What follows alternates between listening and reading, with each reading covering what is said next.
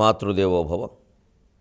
ఈ మధుర స్వరార్చనములు ఈ కమనీయ కవిత్వ సంపదల్ ఈ మురిపాల దేవతలు ఈ పదునారు మహోపచారములు ఈ మమకార గంధములు ఈ నదులీ సరస్సులు సముద్రములు నీ మహనీయ గర్భమున అమ్మా నీ మహనీయ గర్భమున నే జనించుటగాదే చేకురెన్ నీ మహనీయ గర్భమున నే జనించుటగాదే చేకురెన్.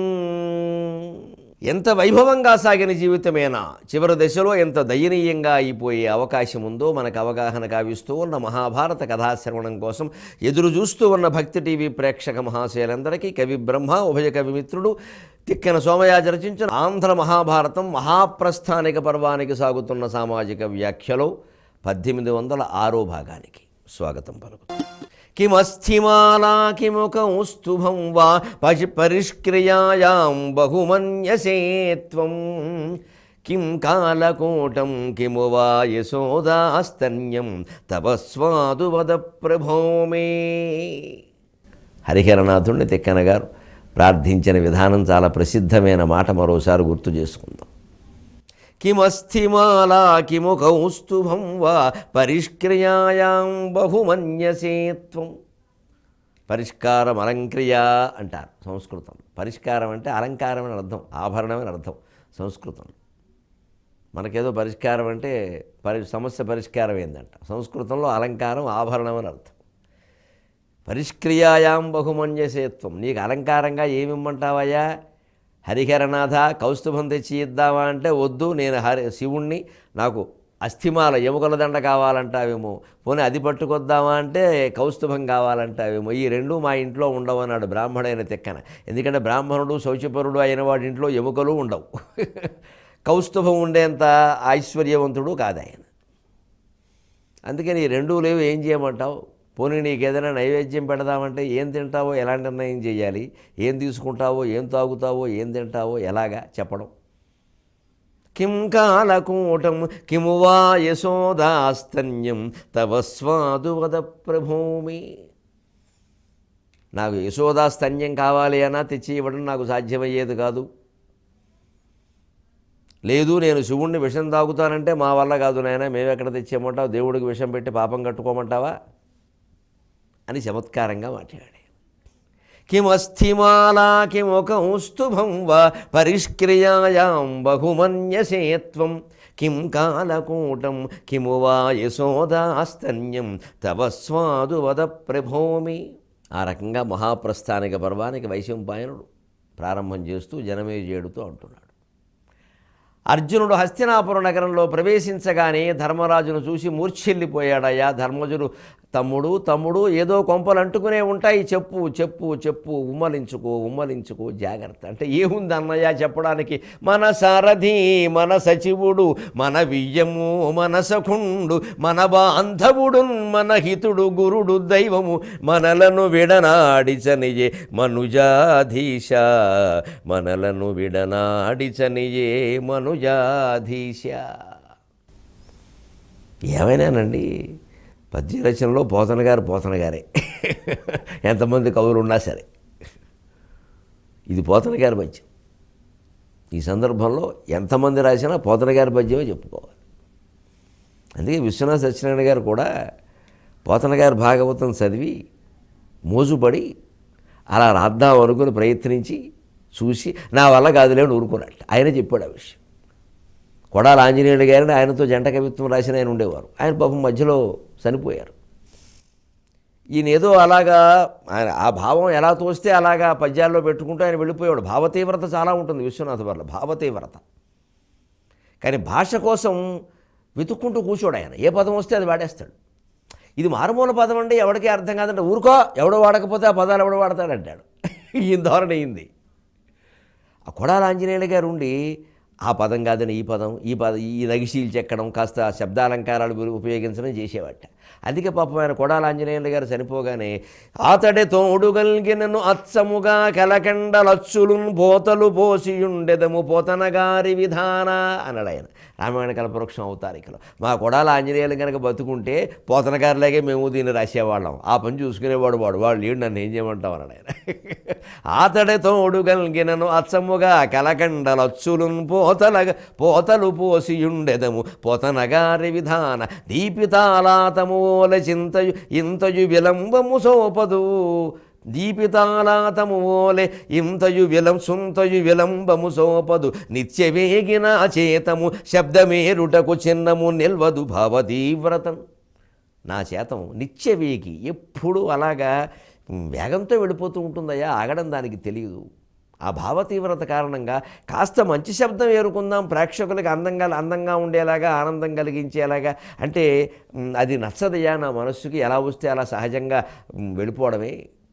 ఒక మహారణ్యంలో కొండల మించి పడే జలపాతంలాగే ఉంటుంది నా ధార, అంతేగాని క్రమశిక్షణగా సెలయేరులాగా ఉద్యానవనంలో కాలువ కట్టిన నీరులాగా ప్రవహించడం నా వల్ల కాదు. అంచేతను దీన్ని ఇలాగే అర్థం చేసుకోండి అన్నాడు ఆయన రామాయణ కల్పవృక్ష అవతారికలో. పోతన గారి పద్ధతి అది. అదిగో ఆ నగిషీలు చెక్కితే పద్యం ఎంత అందంగా ఉంటుంది అంటే దుఃఖరసం కరుణరసంలో కూడా, దుఃఖమయ సన్నివేశంలో కూడా మన సారథి మన సచివుడు మన వియ్యము మన సఖుండు మన బాంధవుడు మన హితుడు గురుడు దైవము మనలను విడనాడిచనియే మనుజాధీశ. ఆ మన మన మన అని వరుసగా వాడడం, మళ్ళీ మూడో పదంలో మన హితుడు గురుడు దైవము అని మన లేకుండా మూడు వాడడం, అది సహజమైనటువంటి శైలి. దాంతోపాటుగా శబ్దాలంగా. అందుకని కృష్ణుడు పోయినటువంటి దుఃఖం విషయం వస్తే ఎవరైనా ఈ పద్యం ఉదహరిస్తారు అని ఆ మాట చెప్పేసరికి ధర్మరాజు కూడా తట్టుకోలేక, అర్జున ఇప్పుడు చెప్పు, ఇంకా మనం ఉండాలా? ఇవన్నీ చూస్తూ 35 ఏళ్ల క్రితం రాజ్యాన్ని స్వీకరించేటప్పుడే నేను చెప్పాను, ఈ పరిణామాలు ఇలా జరిగితే మనం ఉండాల్సిన అవసరం లేదు, యుయుత్సుణ్ణి రాజు చేసి వెళ్ళిపోదామన్నా. ఇప్పుడు మనకి ఆ ఇది కూడా లేదు. పరీక్షిత్తు పుట్టాడు, పెరిగాడు, కొంచెం పెరిగాడు, మరీ చిన్నపిల్లాడయ్యా కొంచెం నయం. ఇప్పటికైనా నా మాట వినండి, ఇంకా మనం ఉండాలా? అవసరమా? పదండి వెళ్ళిపోదాం, ఇక చాలు, చేసిన రాజ్యాలు సంపదలు చాలు, యుద్ధమే అనవసరమైన పని, ఏదో చేశాం అయిపోయింది. లోకంలో ధర్మం గెలిచిందనే ఒక మాట మిగలడానికి మనం నిమిత్త మాత్ర కారణం అయ్యాం, అంతా పరమాత్మే చేసినప్పటికీ చాలు, ఈ వైభవం చాలు. ఇలాంటివి జరుగుతాయని నాకు తెలుసు. దావాగ్నిలో మన తల్లి కూలిపోతుందా, కాలిపోతుందా? కుష్ఠుడు ఊరికే భస్మశయ్య, బూడిదలో రాలిపోతాడా? అన్ని రోజులు ఆ శరీరం అలా ఉండడమా? ఇదా జీవితం? ఇంకా ఇక్కడ మనం రాజ్యాన్ని పరిపాలించాలా? ఇవన్నీ జరుగుతాయని నాకు తెలుసయ్యా. 18 అధ్యాయాలు వినడం కాదు అర్జున, అన్వయం చేసుకోవాలి, అర్థం చేసుకోవాలి, అవగాహన చేసుకోవాలి. మనకి ఇంకా వైరాగ్యాలు రావడం లేదు, ఇంకా ఏదో చేద్దాం. నీకు నాకు కూడా 100 ఏళ్ళు దాటిపోయే అర్జున, వెళ్ళిపోదాం పద. ద్వాపర యుగం ఆయుః ప్రమాణం కూడా మనకి సరిపోయింది, ఇంకా ఉండాల్సిన అవసరం లేదు అన్నాడు. ఎందుకంటే ద్వాపర యుగంలో ఆయుః ప్రమాణం 120 ఏళ్ళు, కలియుగంలో ఆయుః ప్రమాణం 60 ఏళ్ళే అని చెప్పారు. అందుకే అది మొదలైంది చూసుకోండి. ఓ 30-40 ఏళ్ల క్రితం అందరూ 80 ఏళ్ళు 90 ఏళ్ళు బతికిన వాళ్ళు ఎక్కువ ఉండేవారు. ఇప్పుడు అకాల మరణాలకు గురై రోడ్డు ప్రమాదాలు, మోటార్ సైకిల్ ప్రమాదాలు, కారు ప్రమాదాల్లో చనిపోయే వాళ్ళు అందరినీ చూసుకుంటే 30 ఏళ్ల వాళ్ళే. అందుకని సగటు లెక్క కడితే 60 ఉంటుంది. ఇప్పుడు పురాణాల్లో చెప్పింది నిజమే, కలియుగంలో ఆయుః ప్రమాణం 60. అందుకే షష్ఠిపూర్తి పూర్వం ఎవరికి చేయాలి? రాముడికి షష్ఠిపూర్తి లేదు, కృష్ణుడికి షష్ఠిపూర్తి లేదు, వాళ్ళకంటే గొప్పవాళ్ళం ఏంటి మనం? పురాణ కథల్లో ఎక్కడ 18 పురాణాల్లో ఎక్కడ ఒక్కరికి షష్ఠిపూర్తి జరిగినట్టుగా ఉండదండి. మనకెందుకు వచ్చింది? ఆయుర్దాయం ఇక్కడ అంతే, షష్ఠిపూర్తి కంటే పైన బతికాడంటే బోనస్సే. అందుకే షష్ఠిపూర్తిలో ఉగ్రరథ శాంతి, ఉగ్రరథం అంటే చితి తీసుకెళ్ళిపోయే పరిస్థితి వచ్చింది నాయన, దానికి శాంతి చేస్తున్నాం, ఇంకా కొంతకాలం బతుకుండమని ఆయుష్ హోమం కూడా చేస్తారు. ఆ షష్ఠిపూర్తిలో చేసే హోమం కారణంగానే, ఉగ్రరథ శాంతి కారణంగానే ఈయనకు ఆయుర్దాయం పెరిగింది. కానీ లేకపోతే భగవంతుడు నిర్ణయించిన ఆయుర్దాయం అయిపోయినట్టే. షష్ఠిపూర్తి అంటే అయిపోయినట్టే. క్యాలెండర్లో రౌండ్ వేసాం, ఇంకేం కావాలి? హే విళంబులో పుట్టినవాడు హే విళంబికి, విళంబివాడు విళంబికి, దుర్ముఖివాడు దుర్ముఖికి వచ్చాడు, చాలు ఇంకేం అక్కర్లేదు అని చెప్పగానే అప్పుడు అర్జునుడు కూడా నిజమే, ఇంతకాలం ధర్మజ అన్నయ్య మేమెందుకో నువ్వన్నట్టే ఇంకా కొంత అహంకారాలు చావకపోవడం వల్ల, మమకారాలు పోవకపోవడం వల్ల అనుకున్నాం, కానీ వెళ్ళిపోవడమే మంచిది, మేము సిద్ధంగా ఉంటాం, ఇంక చాలు, పరిపాలించింది చాలు అని యుయుత్సుణ్ణి పెద్ద దిక్కుగా ఉండి చూసుకోమని పరీక్షిత్తుకి పట్టాభిషేకం చేశారు. ధ్రువం తే రాజా వరుణో ధ్రువం దేవో బృహస్పతికి ధ్రువం తైంద్రశ్చాగ్నిశ్చ రాజ్యం ధారయతే ధ్రువం యశివో నామ రూపాభ్యాం యా దేవీ సర్వమంగళ తయో సంస్మరణాత్ పుంసాం సర్వతో జయమంగళం సర్వతో జయమంగళం సర్వతో జయమంగళం అని సకల పుణ్యనదుల కలశాలతో జలాలతో పరీక్షిత్తుకి అభిషేకం చేశారు. అప్పుడు సుభద్రను పిలిచాడు ధర్మరాజు. అమ్మా సుభద్ర, ఒక్క మాట చెబుతున్నా అన్నాడు. ఇలా చెప్పడంలో ధర్మరాజుకు ఒక ఉద్దేశం ఉంది. సుభద్రను పిలిచి చెప్పడం. భవదీయాత్మజునాత్మజుండు కురు భూభారోద్వహుండయ్యే. నీ మనవడైన పరీక్షిత్తుకి పట్టాభిషేకం చేశామమ్మా, మా కర్తవ్యాన్ని మేము చేశాం.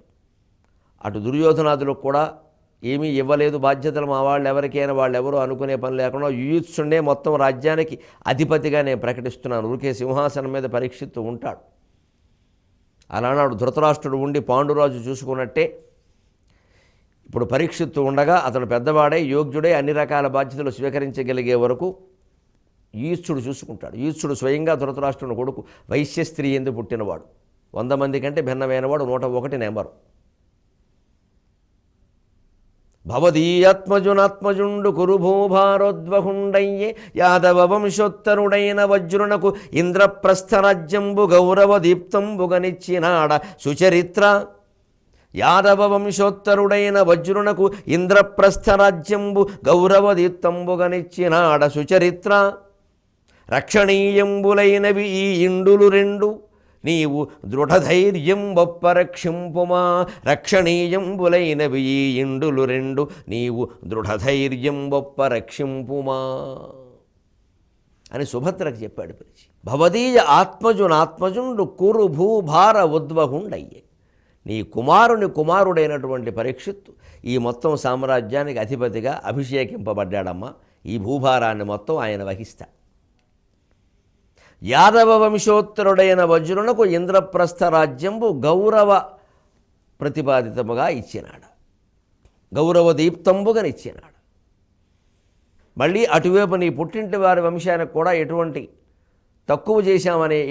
తక్కువ చేశామనే మాట లేకుండా, లోపం కలిగించాం, పుట్టింటి వాళ్ళని ఏమి చూడలేదు, నువ్వు కానీ నీ బంధువులు కానీ ఏమీ అనుకోకుండా, మా కృష్ణుడు ఇంత సాయం చేశాడగడా మా యాదవులకు ఇచ్చిందేమిటి అనుకోకుండా, యాదవ వంశోత్తరుడైన వజ్రునకు, యాదవ వంశంలో మిగిలి ఉన్నవాడు శ్రీకృష్ణుని మునిమనవడు అనిరుద్ధుని కుమారుడైనటువంటి వజ్రునికి ఇంద్రప్రస్థ రాజ్యాన్ని గౌరవదీప్తంబుగానిచ్చినాడు. గౌరవంతో ఇచ్చాను ఒక అర్థం, కౌరవదీప్తంబుగా కౌరవులు ఇచ్చింది, కురువంశం వారు ఇచ్చిందని ఆయన చెప్పుకోవచ్చు కూడా. ఇచ్చినాడ సుచరిత్ర, గొప్ప చరిత్ర కలిగినటువంటి ప్రవర్తన, సత్ప్రవర్తనకి మూలమైనటువంటి సుశీలవతి అయినటువంటి ఓ సుభద్ర. రక్షణీయంబులైనవి ఈ ఇండులు రెండు. ఈ ఇండులు అంటే తిక్కనగారు అచ్చ తెలుగు పదాలను వాడాడు, ఎంత గొప్ప విషయం. 2 వంశాలని అర్థం ఇక్కడ. ఎందుకంటే పూర్వం కులం అనేదాన్ని వంశం అనే అర్థంలోనే వాడారు. కులగౌరవం అంటే క్యాస్ట్ కాదు, వంశగౌరవం. కులం అంటే కుటుంబం. అందుకే కులదైవం అంటే ఆ కుటుంబం మొదటి నుంచి అర్చిస్తున్న దైవం. క్యాస్ట్ దైవం, క్యాస్ట్కు దేవుడు ఉంటాడా? సరిగ్గా కులం అనే మాటకి వంశం అనే మాటకి అచ్చ తెలుగు పదంగా ఇల్లు అని వాడాడు తిక్కనగారు. ఆయనకి అచ్చ తెలుగు పదాల మీద అంత పట్టుదల. రక్షణీయంబులైనవి ఈ ఇండులు రెండు. 2 వంశాలు కూడా రక్షణీయములైనవి. నీవు దృఢధైర్యం బొప్పరక్షింపుమా. నువ్వు ఈ ఇద్దరిని కాపాడుకుంటూ ఉండు. అంటే అర్థం, మేము మహాప్రస్థానానికి వెళ్ళా, మాతో పాటు కూడా రావద్దని. అది ధర్మరాజు యొక్క ఆలోచన అలా ఉంటుంది. నేను భగవద్గీత భారతం మొత్తం మీద భీష్ముడి తర్వాత బ్రహ్మాండంగా అర్థమైంది ధర్మరాజుకే ఎందుకన్నాను అంటే ఇందుకు. మహా ఇదిగా మాట్లాడతారండి. నిజంగా తత్వవేత్త అంటే తత్వవేత్త. మీరు ఎవరు ఏమైనా అనుకుందరు కాక 1816 భాగాలు భారతం చెబుతున్న వ్యక్తిగా నేను చెబుతున్నా. భారతం మొత్తంలో నాకు నచ్చిన పాత్ర ధర్మరాజు. మా ఓటు ఆయనకి. ఇంక ఏమైనా కానీ మిగిలినవి రకరకాల రాగద్వేషాలు ఇష్టాలు కారణంగా నేను కొంతమందిని ప్రశంసించడం, కొన్ని చోట్ల ఏదో అనుండొచ్చు. కానీ మొత్తం మీద ఇంత భారతం చెప్పారు కదా గరికపేట వారు, మీరు ఎవరిని అభిమానిస్తారు, మీరు ఎవరు కోటేస్తారంటే నిస్సందేహంగా ఎమ్మెల్సీ ఎన్నికల్లో ఏదో ప్రథమ ప్రాధాన్యం ద్వితీయ ప్రాధాన్యం అంటారు. ఆ ప్రథమ ప్రాధాన్యం కూడా ధర్మరాజుకి వేసేస్తాను. నిజంగా ఇంత మహానుభావుడు ఉన్నాడండి. ఈ నుంచి మనం ఏదో మామూలు జోదమని అదేని మాట్లాడడం చాలా పాపం. నిజంగా ఎంత తత్వం అండి. గ్రహించాడు. ఎందుకంటే వీళ్ళ మహాప్రస్థానానికి వెళ్ళిపోవాలనుకుంటున్నారు. ద్రౌపది వేరు, అందరికీ భార్య, ఆవిడ వస్తుంది, వద్దన్నా తప్పదు. ఆవిడకి 5 కొడుకులు పోయి ఉంది ఆవిడ, అన్నగారు పోయారు, తండ్రి పోయాడు, ఇంకేముంటుంది ఇక్కడ. సుభద్ర ఇక్కడ ఉంటే ఎంత ఉపయోగము అంటే, ఇటు పరీక్షిత్తుకి పెద్ద దిక్కు మామగారు, అటు యాదవ వంశానికి కూడా పెద్ద దిక్కు, కృష్ణుడికి స్వయంగా చెల్లెలు. ఉభయ వంశాల వాళ్ళకి ఏదైనా ఇబ్బందులు వస్తే తగాదా పరిష్కారం చేయగలిగింది ఆవిడ. ఎందుకంటే ఇంద్రప్రస్థం, హరిస్తనాపురం, మళ్ళీ వీరిద్దరు కొట్టుకుంటే ఈ వజ్రుడును పరీక్షిత్తు కొట్టుకోరనేముంది, పాండవుల కౌరవులు కొట్టుకోరా. ఇద్దరికి చెప్పగలిగింది ఆవిడే. అటు పుట్టింటి వంశం, ఇటు అత్తారింటి వంశం. అంత జాగ్రత్తగా ఆలోచించి ఆవిడ మళ్ళీ పేచీ పెట్టి వస్తాను, నేనెందుకుంటాను ఇక్కడ, అర్జునుడు లేని చోట మీరెవరు లేని చోట అనకుండా, దృఢధైర్యం గొప్ప రక్షింపుమా, నీకో బాధ్యత అప్పగిస్తున్నా అన్నాడు. ఇంకేముంటుంది, బావగారు చిత్తుంటే బావగారంటే మావగారితో సమానం. దృఢధైర్యం గొప్ప రక్షింపుమా అని అప్పగించారు. అంతేకాదు, అప్పటికే ధౌమ్యుడు పాపం ఎప్పటి నుంచో ఉంటున్నవాడండి, ఎలిమెంటరీ స్కూల్ మాస్టారు, ఎలిమెంటరీ స్కూల్ హెడ్ మాస్టర్ కృపాచార్యులు, ప్రాథమిక పాఠశాల ఉపాధ్యాయుడు పాపం పెద్ద మాస్టర్, వీళ్ళంతా తయారైపోతున్నారు, కమండలాలు సర్దేస్తున్నారు. అలా రండి, ఇలా రండి, పెద్దలు ఇలా రండి అని పిలిచి, 4వ తరం మళ్ళీ మీకు అప్పగిస్తున్నాను, ఆయన అలా చెయ్యకయ్యా బాబు అన్నారు వాడు. చాలయ్యా ఈ భారాలు, వద్దు వద్దు వద్దు, భవిష్యత్ పరిపాలన బాగుండాలంటే ధౌమ్య మహర్షి మీలాంటి పురోహితులు ఉండాలి, మీరు ఉండబట్టే మేము వనవాసం లాంటివి కూడా హాయిగా చేయగలిగాం. అలాగే కృపాచార్య, మీ పేరే కృపాచార్యులు, మీరు కృపారహితంగా ఉండకూడదు, అందుకని ఈ శిష్యుడు మాట కాదని అనకండి, మా యందు దయ చూపించండి. పరీక్షిత్తు కాదు, అతని కుమారుడు కూడా మీరే విద్యాభ్యాసం చేయాలి. ఈ ఇల్లు బంగారంగా, ఈ 58 ఏళ్ళు అన్నారు, 2 ఏళ్ళు అన్నారు, రిటైర్మెంట్ 60 ఏళ్ళు చేశారు, నువ్వు 600 ఏళ్ళైనా రిటైర్ అవ్వనేమో ఏమిటయ్యా అంటే, మీకు రిటైర్మెంట్ లేదు, శాశ్వతంగా ఇస్తున్నాను నేను అన్నాడు. ధర్మరాజు యొక్క ఆలోచన చూడండి, ఔన్నత్యం ఎలా ఉంటుందో. భవిష్యత్ ప్రణాళిక, వెళ్ళిపోయేవాళ్ళు వెళ్ళిపోతారండి, తర్వాత ప్రణాళిక చూసుకోవద్దు, లేదా కష్టపడి సంపాదించిన ఆస్తులు ఏమైపోతాయి. అంచేత నా ఏర్పాటు ఎవరి చేతుల్లో పెడితే ఆస్తి సురక్షితంగా ఉంటుందో వాళ్ళకే పెట్టాలి. కొడుకు సరైన వాడు కాకపోతే కోడల చేతుల్లో పెట్టాలి, లేదు ఎదిగితే మనవడి చేతుల్లో పెట్టాలి. అంతేగాని ఎవరైతే నా కొడుకు తర్వాత ఎవరైనా ఉన్నా పాడు చేసిన వాడే ఖచ్చితంగా రెండోదే ఖాయం అయిపోతుంది, అంతా చెప్పించుకుంటారు. అదే తెలివిగా కాస్త మీ కోడల చేతుల్లోనో మనవాళ్ళ చేతుల్లోనో, లేదు దగ్గర బంధువుల్లోనో ఎవరన్నా ఉంటే వాళ్ళని పవర్ ఆఫ్ అటార్నీ వాళ్ళకి ఇచ్చేసి, కాస్త మా వాడు తినగా ఉండే వరకు నువ్వు చూసుకోవయ్యా అనేదైనా చెబితే ఉపయోగిస్తుందండి, సరైన సమయానికి అందుతుంది వాళ్ళకి. అలా చేయొచ్చు, తప్పేం లేదు. ధర్మరాజు చేశాడు అలాగా. అందుకని ధౌమ్యుణ్ణి, కృపాచార్యుణ్ణి 4వ తరానికి కూడా మీరు విద్య నేర్పవలసింది అని అప్పగించి, అప్పుడు ప్రజలందరికీ చెప్పి వెళదామని ప్రజల్ని పిలిచాట. ఇక్కడ ఒక గమ్మత్తైన విషయం జరిగింది. పిలిస్తే ఎన్నడూ లేని విధంగా, అంతవరకు ధర్మరాజు 35 ఏళ్ల పరిపాలనలో లేని విధంగా, అంతకుముందు ధృతరాష్ట్రుడు, దుర్యోధనుడు వాళ్ళ పరిపాలనలో లేని విధంగా,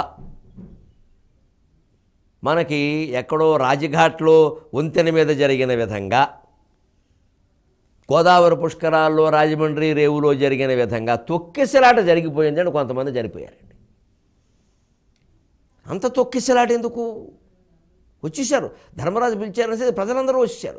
ఇదివరకు ఎప్పుడు పిలిచినా ఎవరు వచ్చినా క్రమశిక్షణగా నిలబడేవారు, లేదు తోసుకుంటూ వచ్చేసారండి, తొక్కుకుంటూ వచ్చేసారండి, చచ్చిపోయారండి కొందరు. ప్రజలకు కూడా అప్పగిద్దాం, కొన్ని బాధ్యతలు చెబుదామని పిలిస్తే తుంబల కింద వచ్చేసి ధర్మరాజు మీద పడిపోతున్నారండి.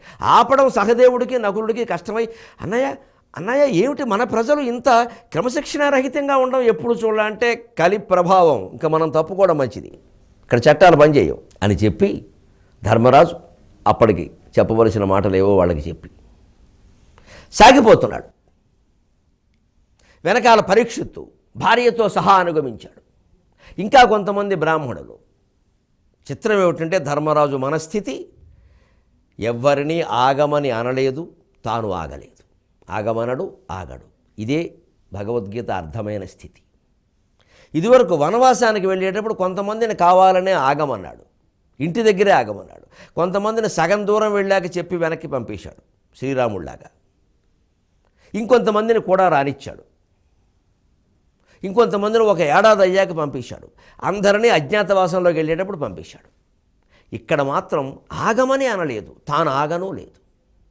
తనువులు దూల, చివరికి వారికే తెలిసొచ్చింది ఇంకేనా ఆగే రకం కాదు, వెళ్ళిపోతున్నాడు. ఇది ఏదో మహాప్రస్థానంలా ఉంది. ఆగే ప్రయాణం కాదు ఇది, వెనక్కి చూసే ప్రయాణం కాదు ఇది.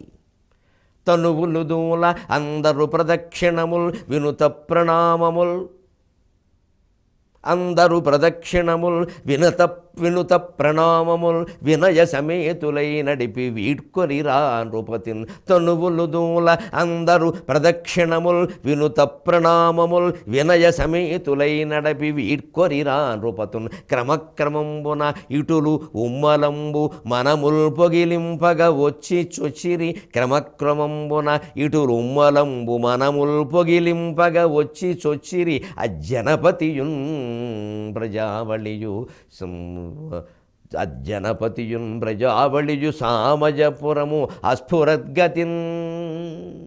హస్తినాపురంలో ప్రవేశించారండి, సామజ నగరంలో. ఏం చేసేది లేక, ఎందుకంటే ఇంకా ఆపిన ఆగేది లేదు. పరీక్షిత్తు బతిమాలాడు, తాతగారు మీరు లేనిదే నేను చేయలేను. అలా ఇలా అంటూనే ఉంటారు నాయన, ఇంక మమ్మల్ని ఆపకండి అన్నాడు ఆయన. ఇక నడిచి నడిచి నడిచి తనువులు తూలిపోతున్నాయి. అందుకని వారికి ప్రదక్షిణం చేసి నమస్కారాలు చేసి వినయంగా అన్నీ నడిపించి వాళ్ళని వీడ్కొలిపి వీళ్ళు వెనక్కి వచ్చారు. వీడ్కొని రా నృపతిని. క్రమక్రమంబున ఉమ్మలంబు ఇటులు ఉమ్మలంబు మనములు పొగిలింపగా. మనసులు కుళ్ళిపోతున్నాయి, కాలిపోతున్నాయి, వేడెక్కిపోతున్నాయి, పొగిలిపోతున్నాయి, సెగలు రేగిపోతున్నాయి. వచ్చి చొచ్చిరి అజ్జనపతియున్ జనంబులను. ఆ రాజు అయినటువంటి పరీక్షిత్తు ఇతర ముఖ్యులైనటువంటి ప్రజలు కూడా హస్తినాపురంలో తిరిగి ప్రవేశించారు. ఇది కథ. ఇక పాండవుల మహాప్రస్థానం ఎలా సాగింది, అనంతర పరిణామాలు ఏమిటి అనేది మనం 23:30 గంటల్లో తెలుసుకుందాం. అంతవరకు తెలుగు ఎక్కువగా వాడదాం. నీళ్ళు